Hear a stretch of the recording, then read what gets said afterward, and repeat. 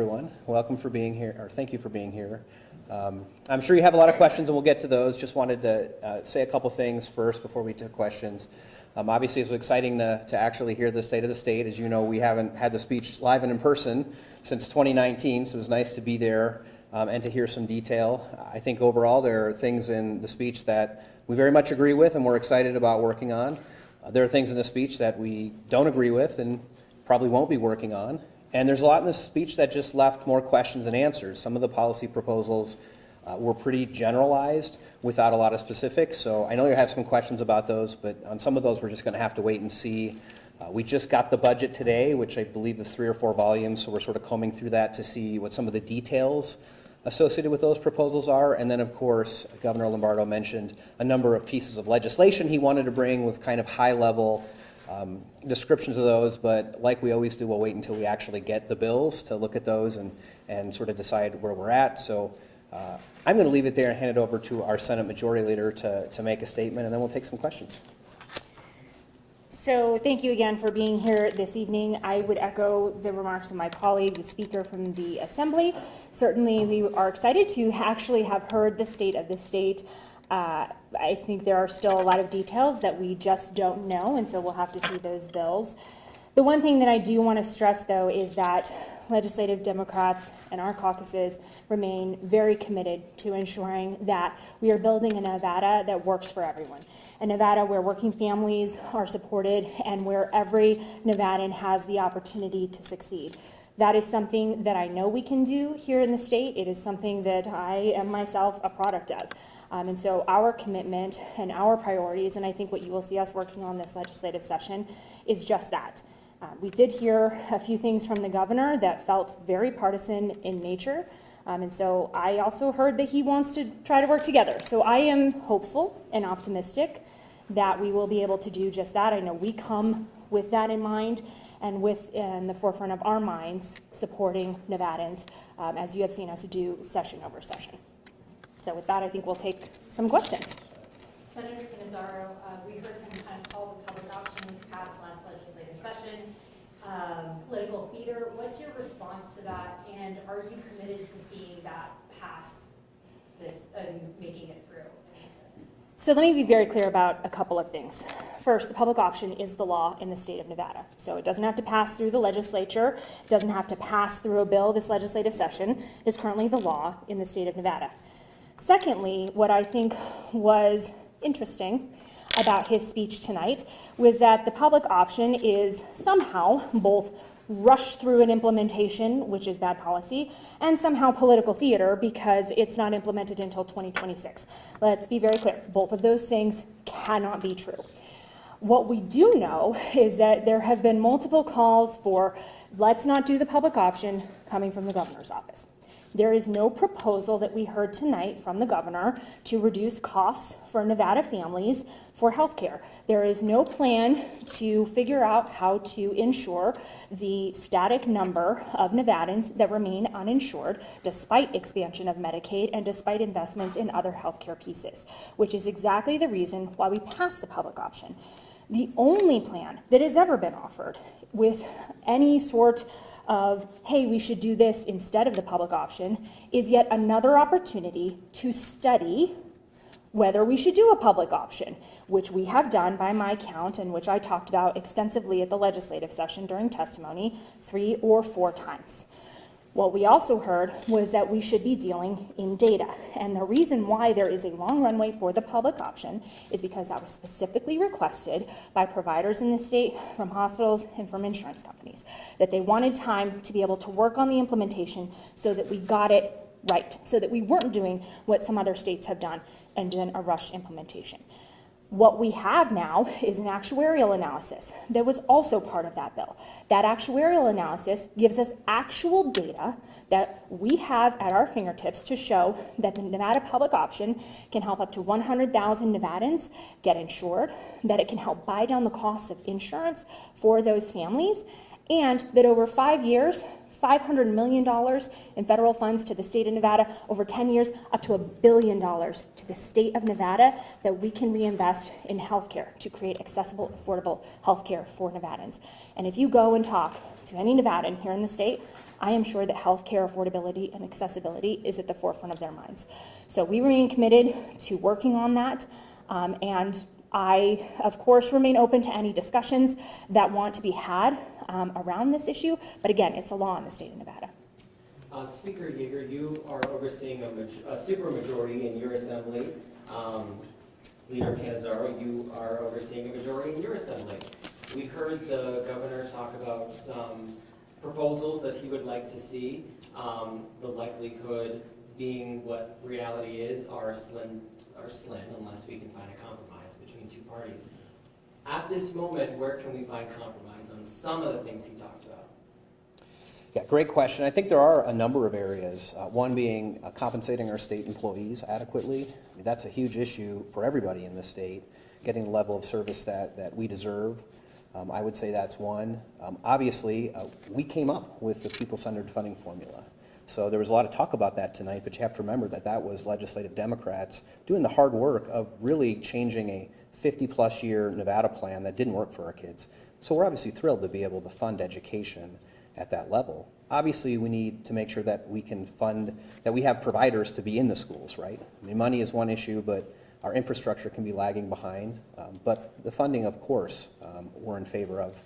And I'll hand it over to you because I know there's other ones, but those are two that came to mind right away. And, you know, I guess I'll say also there was a talk about pipeline of, you know, making sure that we're growing our own here in the state, whether it's teachers, healthcare providers. I mean, we all know that's a concern. We have people that get educated here and they leave the state, or they start getting educated here and they don't finish that track to become teachers, healthcare providers, all those different things. So I think we're certainly aligned and like we have to fix that, and I think you'll find some compromise there with the governor's office. Some of the more partisan things that were talked about, you won't find compromise. Scaling back on the way that we vote, it's a non-starter. 50% of Nevadans cast their ballot by mail-in last time. That's 500,000 Nevadans, and that's Democrats, Republicans, nonpartisans alike. So that was, you know, a lot of red meat with the same things we always hear: fraud, fraud, fraud, with no evidence. I felt like we were back in the twilight zone on this issue because all the fraud that's ever been investigated in this state when it comes to elections has either been found to not have any basis in truth or it's been perpetrated by Republicans who have been prosecuted. So certainly disappointed to hear that come out of the governor's mouth when we have done everything in our power to make sure that we make it as easy as possible for people to access voting. And so, you know, that's one, for instance, you didn't ask this question, but that's one, for instance, where we're not going to backtrack. Well, you mentioned the criminal law stuff that both of you worked Sure. hard on last session. I don't foresee that really changing either. Well, you know, I'll say Governor Lombardo said a few things during his speech that I think we very, very much agree with. That jail should be a last resort. That we often put people in jail when we've failed them in other ways, whether it's education or treatment or mental health. We agree with that. And you know what that is? It's ineffective and it's extraordinarily expensive to the state.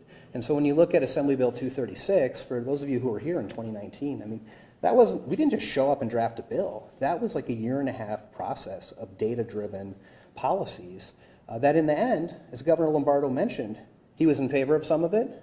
He didn't oppose it. We made changes that he wanted. And to say that somehow it didn't work, I think is just not true. Number one, we had a global pandemic in the midst of the implementation of that bill. It hasn't been fully implemented in the way that we thought we would be able to. And number two, the data that we've seen shows that it is working. That number one, it's making us safer. And number two, it's saving the state money. And saving the state money so we can reinvest in things like mental health care, which we all agree is an issue, right? There are different factors that drive people to crime. So I'll just say that's a very complex question. And I was disappointed to see us fall back on this tough on crime narrative, which in the end just costs the state tons of money and doesn't make us any safer. I mean, as Nevada taxpayers, nobody should want that. So he can make those proposals, but I'm going to need to see the data behind those proposals. It's not enough to just show up and have your talking points like you're on the campaign trail. Show me the data that shows that anything we did in Assembly Bill 236 has made our communities less safe. It doesn't exist. In fact, the opposite data exists. What about the things that weren't mentioned, but you mentioned in your rebuttal, I think affordable housing portion. What more did you think should have been mentioned that didn't make the cut for the speech? Do you want to take that one? Yeah. You guys had my rebuttal, so I'll just sort of leave it at that, but I don't want to monopolize the time. I think, the speaker and I are largely on the same page with some of the things that we just didn't frankly hear in that speech. We know that one of the pieces of policy that was not discussed was housing. And I mean, I've knocked on doors throughout this valley in the course of the election cycle. I've talked to a lot of constituents. I'm out there talking to my constituents. And you would be remiss to talk to a friend or a neighbor and not hear about high costs of housing. It is something that we, even during the interim, took up with the Interim Finance Committee. You saw us and members of the Interim Finance Committee vote to put $500 million into the Home Means Nevada program. That's a program that makes a historical investment in affordable housing. It's increasing the number of affordable housing units for those at-risk and elderly Nevadans who frankly just don't have options. And so to just not hear anything on housing, I think is disappointing because it is something that is at the forefront of people's minds. It's a cost issue for Nevadans. It's a health issue for Nevada families. And so to have simply no discussion of it leads me to believe that there just weren't enough Nevadans that maybe the governor talked to, because that is an issue that has come up over and over and over again. We want to find some common sense ways to expand affordable housing here in our state and to make sure that families have a roof over their heads. We know that everything that you do in life comes from having that stable home to have your family in. And for anybody who has ever been housing insecure, and I can tell you that that is a really tough place for families to be when you don't know if you're going to be able to stay in the place that you're living, when you don't know if the next place you live is going to be close to the school that you go to. Those are real issues for families, and we have an obligation to Nevadans to address those in a very real way. I also think that it was unfortunate to not hear, and I know we touched a little bit on the healthcare issue, but we haven't heard any plans to help reduce the cost of healthcare here in the state. That is something that, again, you go and talk to Nevadans, go knock 10 doors. I guarantee someone's going to talk to you about the price of healthcare here in the state. And we have, over the last few sessions, been invested in a number of ways to help reduce those costs for Nevadans. I also think that in that same vein, we didn't hear anything on women's access to reproductive care. That's something that is very important to a lot of Nevadans and frankly is supported by an overwhelming majority of Nevadans. And so to not hear anything when that has been such a robust discussion and has been on the minds of so many Nevadans, I think is obviously something we're going to be working on, but frankly wish we had heard a little more of in the speech tonight. What is the gas tax suspension proposal? I'm sorry, can you repeat that question? Can you respond to Lombardo's gas tax suspension proposal? Look, I think we all agree that we should be doing everything we can to cut costs for Nevadans. And you would, again, find very few Nevadans who have not felt the pain at the pump when they go to get gas in their cars. And that affects, their kids, their transportation, schooling, jobs. It affects every facet of their life.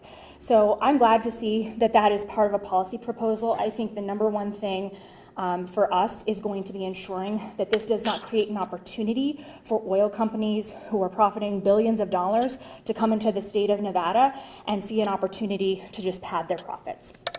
Can he do it just like, I'm just going to get rid of the tax, the gas tax for a year. Can you just do that?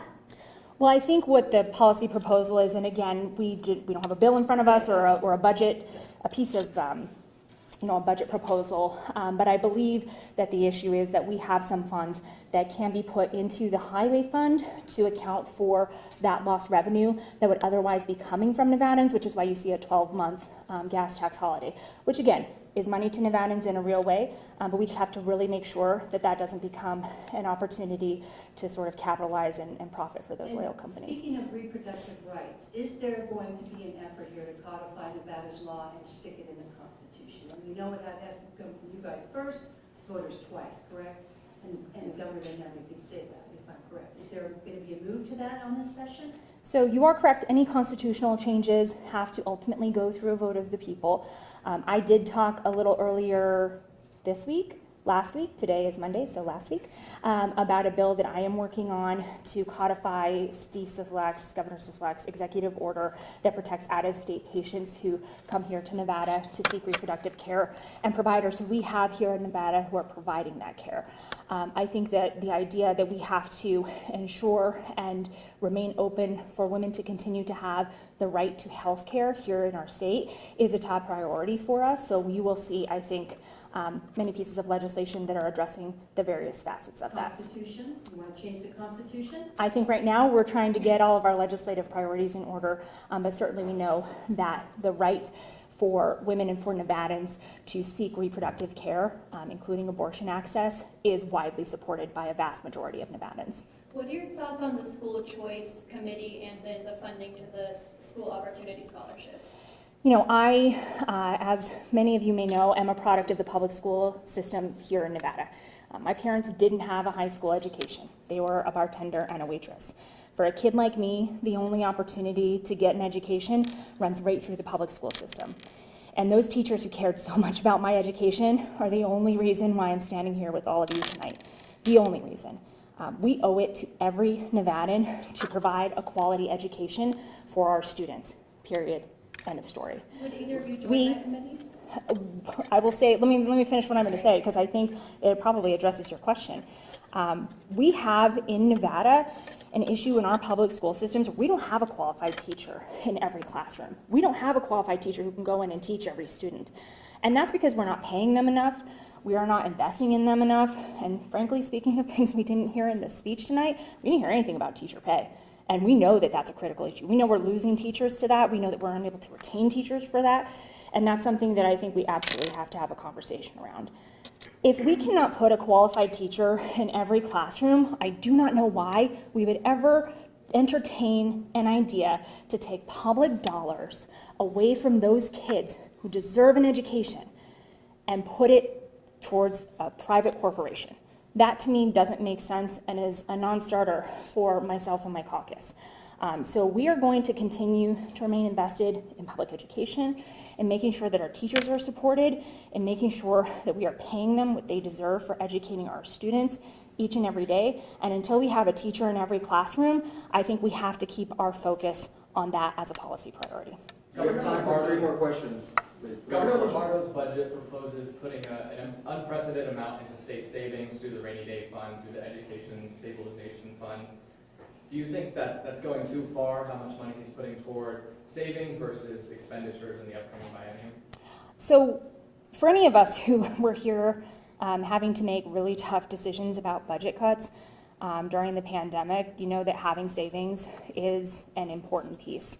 And so I think we are all supportive of making sure that we have sufficient savings here in the state in case there is another issue that comes up or another emergency that requires us to fall back on some of those funds.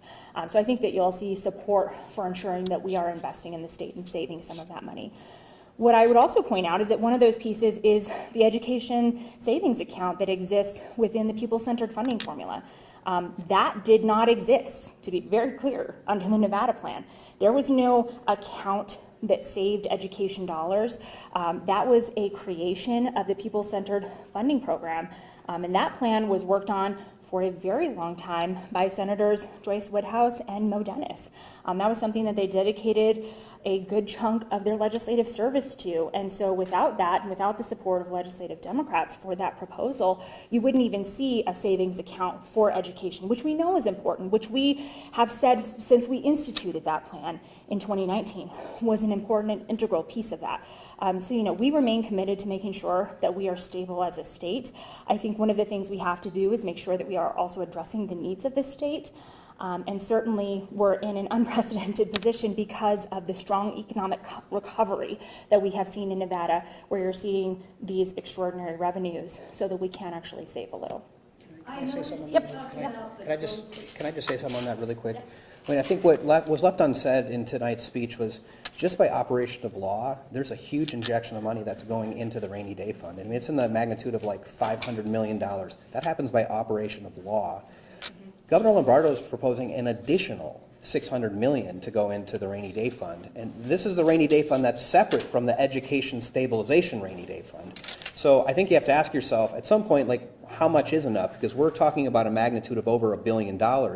And as our colleague, our former colleague Maggie Carlton used to say, it's great to be able to save money, but you can't put money in a savings account when you can't feed your family and you don't have a roof over your house. So I think, you know, we obviously know that we need to be fiscal responsible, but we're very interested in looking at, could that money be used better elsewhere right now? Could we use that for additional rental relief that's largely expiring for our people? Are there better ways to use that money? And I think that's the conversation you're going to see. There's not a philosophical objection. Of course we have to save for a rainy day. We just had the rainiest day we've ever had in the history of this state. So we've got to do that. But it's a question of how much and what else could we do with that money that could help people here and now actually on the ground with things that are going on. Along with the rainy day fund and the funding there, I guess you mentioned at the beginning that there were a lot of generalized policy proposals that you would need just more details on. What are some of the other ones that we haven't mentioned here so far that you are looking for more details on? Oh boy, there's a bunch of them. I mean, a lot of them are budget-based, right? We heard about restoring budget cuts here and there. We talked about additional money to providers. We heard about realigning economic development. Like, I mean, these are all things that I think, like, philosophically, yeah, they make sense. But I'm not going to say the devil's in the details, because that makes it sound like the details are going to be nefarious. Maybe they're not going to be, but I think for us, like, we've really got to dig down into that and see, like, are these programs going to work? Because, you know, we've just been lacking in the state over the years of having infrastructure and providers, and we have all of this money now, which obviously is good, largely because of the cuts we had to make that were obviously painful, largely because of federal money that's been injected in the state. But we have to make sure we have the infrastructure to actually stand up programs that help and help now. So I think you'll see us really combing through the budget to look at that. What are these programs that are being proposed? Are they long-term sustainable? And are they going to fix problems for Nevadans today? And so I think that's the number one thing. We heard a lot of money, a lot of dollar amounts attached to different programs, but until we really get into the budget and see the attendant policy proposals, there's really no way we can opine on it other than to say, look, the ideas sound good in concept, but things don't happen in concept, they happen in reality, and we need to know how that's going to work for the state. What about the Last question. the closed grid system? I heard Texas in my head, where he wants to shut the grid just for Nevada. We're not going to share any of it. Texas does that. You see what happens to them when the lights go out. They don't have any access from anybody.